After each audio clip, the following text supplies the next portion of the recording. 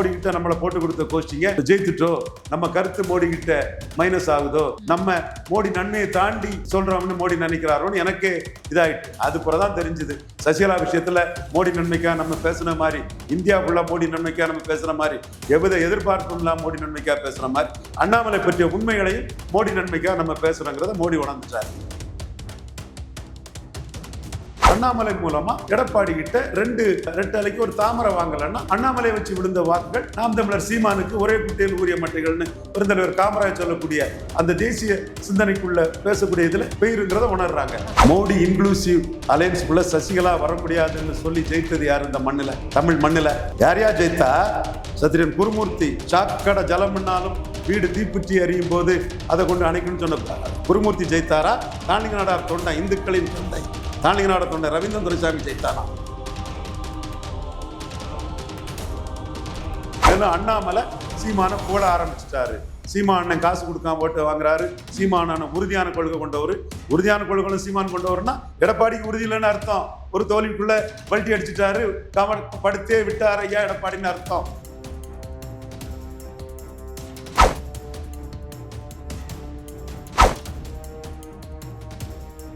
நேயர்களுக்கு வணக்கம். நிகழ்ச்சியில் சிறப்பு விருந்தினராக அரசியல் திறனாய்வாளர் திரு ரவீந்திரன் துரைசாமி இணைந்திருக்கிறார். பேசலாம். வணக்கம் சார். வணக்கம் மேடம், நல்லா இருக்கிறேன். தமிழக அரசியல் களத்துல திடீர்னு வந்தாரு, பரபரப்பா பேசினாரு. எனக்கு தெரிஞ்சு ஒரு வரலாற்று சாதனையே புரிஞ்சிருப்பாருன்னு நினைக்கிறேன் தமிழக அரசியல் வரலாற்றுல. ஏன்னா அவரளவுக்கு பிரஸ் மீட் கொடுத்தவங்கன்னு எடுத்து பார்த்தோம்னா யாருமே பீட் பண்ணியிருக்க மாட்டாங்க. அப்படி ஒரு நபர் அண்ணாமலை அவர்கள். அந்த அண்ணாமலை அவர்கள் வந்து இப்போ ஏன் சைலண்டா இருக்காரு அப்படின்னு கொஞ்ச நாளாவே ரொம்ப சைலண்டா தான் இருக்காரு.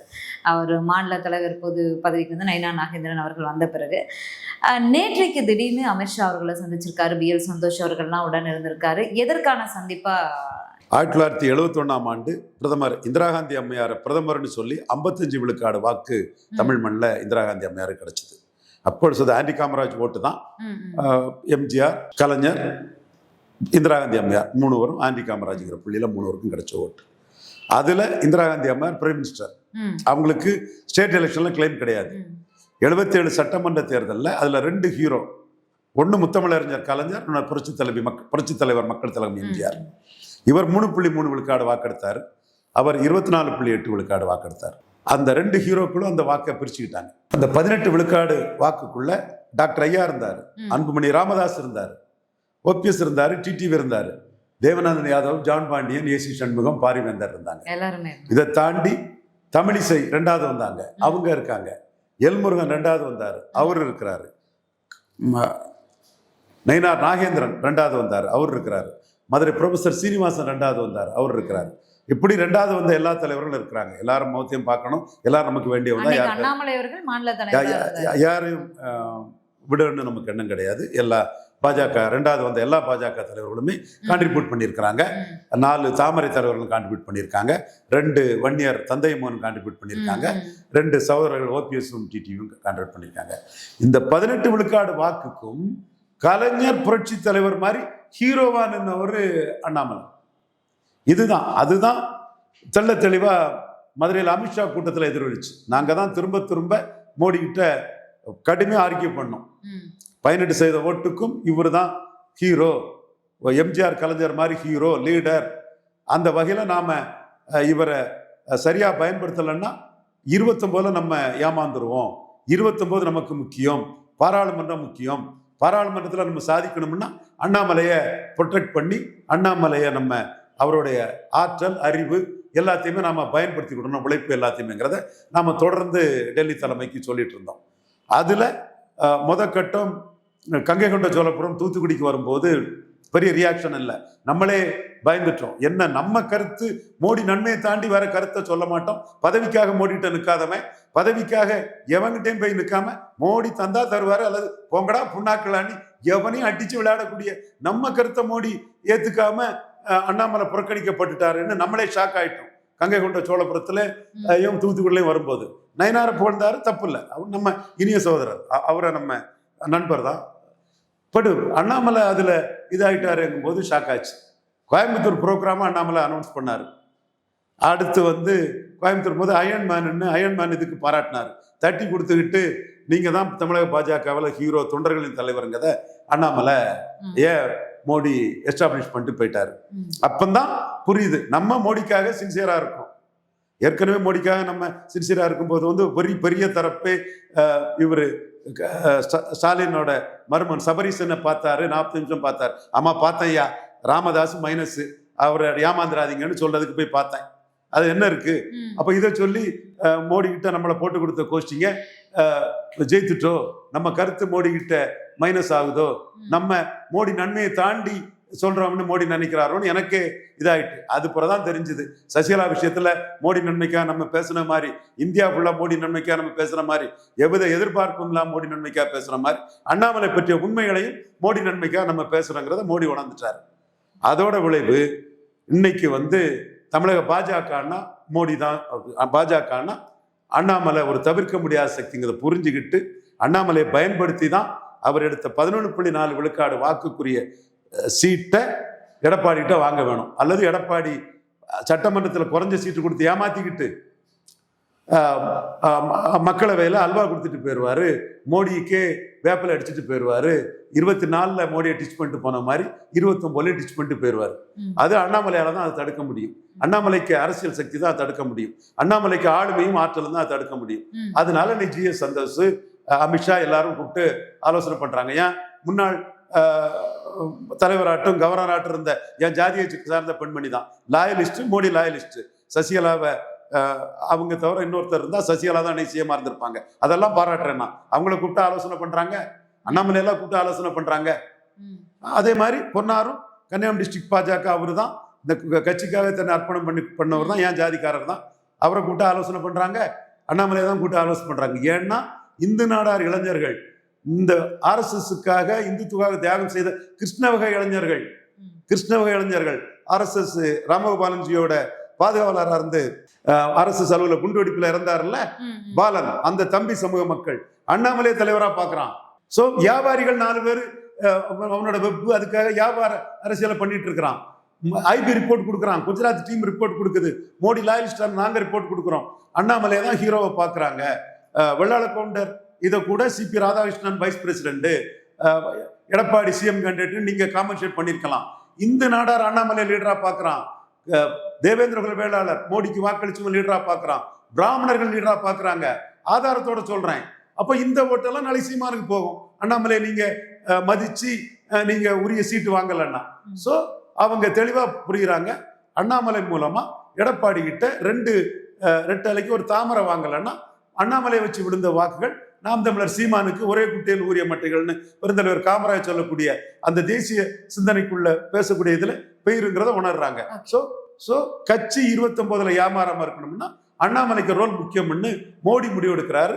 அதை அமித்ஷாவும் சந்தோஷம் எக்ஸிக்யூட் பண்றாங்க. உங்களுடைய கருத்து இதுவாக இருக்கு. ஆனா விவாதங்கள்ல பேசுபொருளா இருப்பது செய்தி தகவல்ல வர்றது என்ன அப்படின்னா, அண்ணாமலை அவர்கள் வந்து தனி கட்சி தொடங்குவதற்கு பாஜக தலைமை ஆப்பு வச்சிருச்சு, சட்டமன்ற தேர்தலுக்கு முன்னாடி அவர் ஒரு ஸ்டெப் எடுத்து அது பாஜகவுக்கு பெரிய பின்விளைவா இருக்கும், பல ஆயிரம் கோடி சொத்துக்களை சேர்த்திருக்காரு, அதனால வந்து கூப்பிட்டு ஒரு வார்னிங் கொடுத்து அமைதியா பாஜக எலெக்ஷன் முடிகிற வரைக்கும் வேலையை பாரு அப்படிங்கிறதுக்கான வார்னிங்க்கு தான் அழைச்சிருக்காங்க.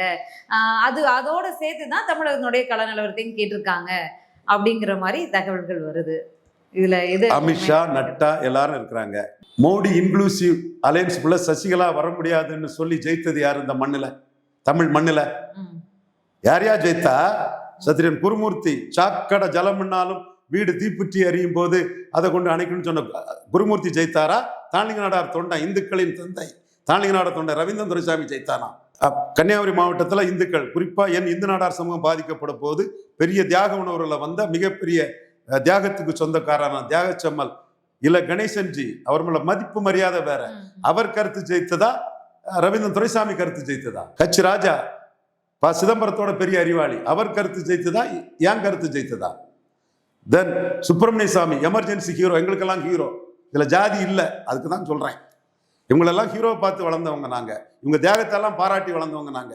ஆனா ஒரு கட்டத்துல எங்க கருத்து மோடி கிட்ட ஜெயித்து இந்த ஜாம்பவான்கள் கருத்து தோத்துது. வரலாறு இந்த ஜாம்பவான்களே சொல்லும் போது குசுறுகள், இந்த கருவேப்பிலைகள் இதுகளை சொல்ல வேண்டிய அவசியம் இல்லை. அந்த அவங்க பேரெல்லாம் நீங்க புரிஞ்சு விடுவீங்க.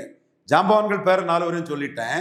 இந்த லொட்டு லொடுக்கு குசும்பு, இந்த குசும்பு பிடிச்சவங்க இந்த கோஷ்டிகளை சொல்ல வேண்டியதில்லை. எங்க கருத்து ஜெயித்தது தமிழ் மண்ணில், சொல்லி அடிச்சோம். கவர்னர் வரமாட்டாரு, பதவியேற்புலா நடக்காது, ஆகஸ்ட் 15 விடுதலை இல்லை, மோடிஜியின் குளிஸ் அலைவசில் சசிகலா வர முடியாதுன்னு. அந்த ரவீந்திரன் துரைசாமி சொல்றான், அண்ணாமலை உங்களுக்கு பெரிய அசட்டு, அண்ணாமலையை நீங்க சரியா பயன்படுத்தி எடப்பாடிக்கு செக் வைக்கலன்னா 29 ஏமாத்திட்டு போயிடுவாரு. 29 மோடி ஏமாந்து கூடாதுங்கிறது ஒரு அக்கறை ரவீந்திரன் துரைசாமியை விட இந்த தமிழ் மண்ணில் வேற எவனுக்கு இருக்கும்? நாங்க இதெல்லாம் அடிச்சு ஆணித்தரமா சொல்றோம்னா, நிர்மலா சீதாராமன் அம்மையார் எங்கள்கிட்ட ஒரு தவறான கருத்து சொல்லும் போது டைரக்டா தப்புன்னோம். உடனே எங்க கருத்தின் வலிமையை புரிஞ்சுக்கிட்டு கை கட்டி நாங்க சொன்னதை கேட்டாங்க. இன்றைய நிதியமைச்சர் மதிப்புக்கு மரியாதைக்குரிய நிர்மலா சீதாராமன் அம்மையார் மோடிக்கு லாயலிஸ்ட். ஏன் சொல்றோம்னா, எங்க கருத்துங்கிறது மோடி நன்மைக்காக இருக்கும். நிர்மலா சீதாராமன் கிட்டையும் அந்த டிஃபென்ஸ் மினிஸ்டரா இருக்கும்போது அடிச்சு ஆணித்தரமா நீங்க சொல்ல தப்புன்னு சொன்னோம். கூட இருந்தது பாக்கியராஜ் இருந்தா, நாராயணசாமி இருந்தாப்புல. சோ எங்க கருத்துங்கிறது மோடி நன்மைக்கானது, அதை மோடி எடுத்துக்குவாரு. அதுதான் 21 நடந்தது. 26 அது நடக்கிறதுக்கான எல்லா முயற்சியும் நாங்க செய்யறோம். அதே வேளையில ஐயா எடப்பாடி இண்டிபெண்டன்ட் லீடர் 20% ஓட்டு கொண்டு உள்ளவர், அவர் உள்ள வந்ததை நாங்க வரவேற்கிறோம், அதை நாங்க எதிர்க்கல. பட் அவர் 29 வரை அவரை காபந்து பண்ணி ஓடிராம காப்பாற்ற வேண்டிய பொறுப்பும் மோடி லாயலிஸ்டாரா எங்களுக்கு இருக்கு. அதுக்கு அண்ணாமலை செக் வைக்க தேவை இல்ல. இப்போ அண்ணாமலை அவர்கள் ஒருவேளை பாஜகவுல கம்பேக் கொடுத்தா, மாநில தலைவரா நயினார் அவர்கள் தொடர்ந்தா கூட முக்கியத்துவம் கொடுக்கப்படுது. அவர் கூட்டணி தொடர்பான விஷயங்கள்ல அவர் வரார் அப்படின்னா, அதிமுக இதே கூட்டணியிலே தொடருமா, எடப்பாடி அவர்கள் இருப்பாரா அப்படிங்கிற கேள்வி எல்லாம் இருக்குல்ல. எங்க மனச்சாட்சி படி சொல்லுங்க. பாராளுமன்ற தேர்தலில் எடப்பாடி பழனிசாமி வராதவர், போல்டான தலைவர், ஒரு பெரும்பான்மை தமிழ் சமுதாயத்தை சேர்ந்தவர், மிரட்டி எல்லாம் ஒரு ஒண்ணும் பண்ண முடியாது. அதிமுக கூட்டணியில இந்த கட்சிகளை எல்லாம் எடுத்துட்டு போயிட்டீங்க என்டிஏ கூட்டணிக்கு, அப்புறம் அவங்களை தனிச்சு விட்டா அப்புறம் என்ன பண்ணுவாங்க? அவங்களுடைய வாக்குகளை அவங்க எடுத்திருக்காங்க. அதைத்தான் மேடம் நான் சொல்றேன். பாராளுமன்ற தேர்தலில் அவர் பாஜக மைனஸ், நாங்க பிரதமரை முடிவு பண்ணுவோம், ஜெகன் மாதிரி வருவோம், நவீன் மாதிரி வருவோம்னு சொல்லி நாங்க சொல்லி நின்னாங்க. 20 விழுக்காடு வாக்கு எடுத்தாங்க. பிரைம் மினிஸ்டர் கேண்டிடேட் சொல்லாம அவர் எடுத்த வாக்கு தான். 18 விழுக்காடு வாக்கு என்டிஏ எடுத்தாங்க. 8 விழுக்காடு என் சகோதரன் சீமான் எடுத்தார். இந்த இடம் தான் எடப்பாடி விழுந்த இடம், வேற எவனுக்காகவும் விழல. மோடி கிட்ட இவன் கருத்துக்கு வலு உண்டு, இது நடந்துருமோன்னு பதறிட்டு விழுந்தாரு. விழ வச்சது எங்களுக்கு பெருமை, எங்க கருத்துக்கு பெருமை. சீமான் 8% ஓட்டு எடுத்தவர் இன்னைக்கும் பாஜகவையும் காங்கிரஸையும் அடிச்சுட்டு தான் இருக்கிறாரு, அதுல மாற்றம் இல்லை. ஆனா 18 விழுக்காடு என்டிஏவா எடுத்த அண்ணாமலை 8 விழுக்காடு எடுத்த சீமான நிதிஷ்குமார் ஆப் தமிழ்நாடுன்னு ப்ரொஜெக்ட் பண்ணிடுவாருன்னு பயந்து போய் அலறிட்டு சட்டமன்ற தேர்தலில் உள்ள வந்தவர் தான் ஐயா எடப்பாடி பழனிசாமி. அப்படி நடந்தா 150 தொகுதிக்கு மேல அவர் 3வது போய் டெபாசிட் இழந்துருவாரு. நான் மீண்டும் சொல்றேன், சீமான் 234 தனிச்சு தான் இருக்கிறாரு. இன்னைக்கு திருப்பரங்குன்றம் விஷயத்துல கூட அவரோட கருத்து என்னோட கருத்துல இருந்து மாறுபட்டு தான் நிற்குது. அதுக்குள்ள நான் வரல. ஆனா ஒரு வேளையில எண்டு ஜஸ்டிஃபைஸ் மீன்ஸ் 98 டாக்டர் ஐயாவையும் ஜெயலலிதா அம்மையாரையும் கூட்டணி சேர்த்து வச்சு கலைஞருக்கே ஒரு பெரிய அதிர்ச்சியை கொடுத்த ரவீந்திரன் துரைசாமி இதை செய்துட்டான்னா, மேலும் அண்ணாமலை சீமான புகழ ஆரம்பிச்சுட்டாரு. சீமானன் காசு கொடுக்காம ஓட்டு வாங்குறாரு, சீமானன் உறுதியான கொள்கை கொண்டவர். உறுதியான கொள்கை சீமான் கொண்டவர்னா எடப்பாடிக்கு உறுதி இல்லைன்னு அர்த்தம். ஒரு தோல்விக்குள்ள பல்ட்டி அடிச்சுட்டாரு, படுத்தே விட்டாரு ஐயா எடப்பாடின்னு அர்த்தம். எல்லாமே ஆதாரத்தோட கூடுனது, எல்லாமே தரவுகளோட கூடுனது, உண்மையின் பால் கொண்டு. நாளைக்கு அப்படி வரப்போகுது இப்படி வரப்போகுது, மொட்டைச்சாத்தான் குட்டையில விழுந்தாண்டி ரங்கராஜ் பாண்டே பலர் எல்லாம் அப்படி வருது இப்படி வருதுன்னு என்ன மதிப்புக்கு மரியாதை டெல்லி ராஜகோபால் எல்லாம் அடிச்சு விடுற மாதிரிப்பட்ட கதை இல்லை. நடந்த விஷயத்த சொல்றேன், எவனும் மறுக்க முடியாது, தெற்றி திருச்சி மாற்று கருத்து சொல்ல முடியாது. அதுக்கு மறண்டு போய் இந்த கூட்டணிக்குள்ள வந்தாரு எடப்பாடி பழனிசாமி. ரவீந்திரன் துரைசாமி பிஎம்ஓ மோடிஜியை பயன்படுத்தி சசிகலா அம்மையார அத்தனை பேரையும் பகைச்சு ரவீந்திரன் துரைசாமி டீம், நாம் இல்ல, பண்டாரி ஜெய்ஸ்வால் அல்வாலியா முதற்கொண்டு RSS கண்ணன் கோசல்ராம் பலர் இருந்தாங்க. அந்த டீம் பண்ணது மாதிரி இப்பவும் பண்ணிடுவாங்களோ, அண்ணாமலை அதை அக்செப்ட் பண்ணி வந்துட்டாருங்கிற அச்சத்துல எடப்பாடி விழுந்தாரு. அப்படி விழுந்த எடப்பாடி கிட்ட 11.4 பலத்துக்குள்ள சீட்டை வாங்கினா என்ன தப்பு? வாங்கலன்னா 29 கவுத்துட்டு போயிருவாரு, ஏமாத்திட்டு போயிருவாரு. இதைத்தான் நாங்க மோடி கிட்ட சொல்லி ஃபைட் பண்ணிட்டு இருக்கோம். எங்களுக்கு மோடி தாங்க முக்கியம், வேற யாரை பற்றியும் கவலை இல்லைங்க. எங்க பதவி அதெல்லாம் நீங்கள் எப்படி கெடுக்குறீங்க, இப்பவும் எப்படி கெடுத்துட்டு இருக்கீங்கன்னு தெரியும். என்ன வேணாலும் நீ பண்ணிட்டு போ. நான் தாண்டிங்க நாடார் தொண்டனா வந்தவன். அத்தனை பேரும் எம்ஜிஆர் கிட்ட பல்லிழிக்கிறதுக்கு தயாராக இருந்த போது எம்ஜிஆர் கிட்ட கை சுண்டி, நீங்கள்லாம் ஒரு சீஃப் மினிஸ்டர், உங்களுக்கெல்லாம் ஒரு போலீஸ், இந்த மாவட்டத்தில் இந்துக்கள் மிஞ்சிறானா எவன் மிஞ்சிறானு எம்ஜிஆர்ட்ட நேரடியாக சவால் விட்டு தலைவருக்கு தொண்டேன். அதே வகையில் தான் நாங்கள் நிற்போம்.